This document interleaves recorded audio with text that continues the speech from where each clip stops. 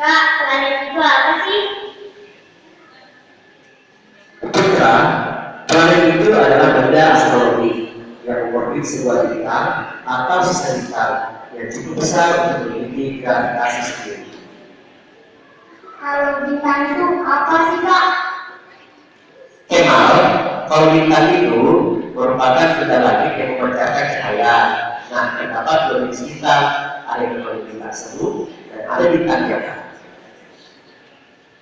Bintang semu dan bintang nyata itu apa lagi sih, Kak? Oh itu, bintang semu itu adalah bintang yang tidak menghasilkan cahaya sendiri, tetapi memantulkan cahaya yang diterima dari bintang lain. Kalau bintang nyata adalah bintang yang menghasilkan cahaya sendiri. Kalian suka kan bintang?